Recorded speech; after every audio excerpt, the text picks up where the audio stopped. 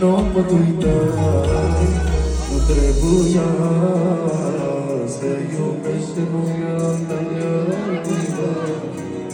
i-am uitat.